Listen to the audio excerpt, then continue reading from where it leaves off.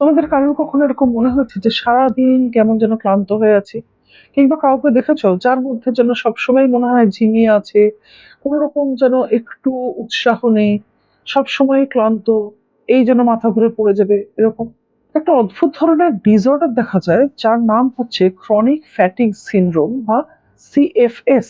খুবই রেয়ার, খুব কম দেখা যায়। আর সব থেকে বড় সমস্যা হলো এটাকে কিন্তু কোনো ব্লাড টেস্ট বা অন্য কোনো রকম টেস্ট দিয়ে ডায়াগনোজ করা যায় না, চেনা যায় না। খুব এক্সপেরিয়েন্স ডক্টররা অনেক সিমটমস দেখে এটাকে বুঝতে পারেন যে হ্যাঁ, এই মানুষটির হয়তো সিএফএস হয়েছে। এবার সাধারণত সিমটম গুলো কিরকম থাকে? এক তো যেটা বললাম, সর্বক্ষণই মনে হয় প্রচন্ড ক্লান্ত, এই যেন মাথা ঘুরে পড়ে যাবে। আর সেই মানুষটি যিনি ভুগছেন তিনি যেটা ফিল করেন যে ঠিক যেন ঘুমিয়ে রিফ্রেশড হলাম না, কখনোই যেন উৎসাহ পাচ্ছি না, কিছুই যেন করতে ভালো লাগে না, এই মাথা ঘুরে যাচ্ছে, কোনো ডিসিশন ঠিকঠাক নিতে পারছি না, মাঝে মাঝেই এটা ওটা ভুলে যাচ্ছি। এর সাথে সাথে যেটা আবার হতে থাকে, মাথার যন্ত্রণা, এই গায়ে ব্যথা হচ্ছে, হাড়ে ব্যথা হচ্ছে, কোমরে ব্যথা হচ্ছে, পেটের খাবার হজম হচ্ছে না ঠিকঠাক মতো।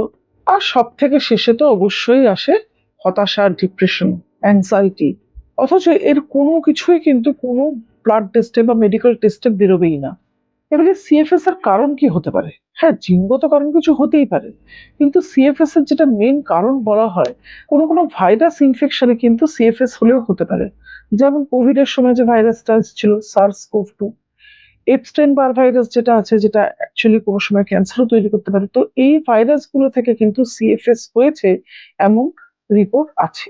এছাড়া যে মানুষদের মধ্যে ইমিউনিটি পাওয়ারটা বা শরীরের এই রোগ প্রতিরোধ ক্ষমতাটা একটু কম থাকে, তাদের মধ্যেও এটা কখনো কখনো দেখা যায়।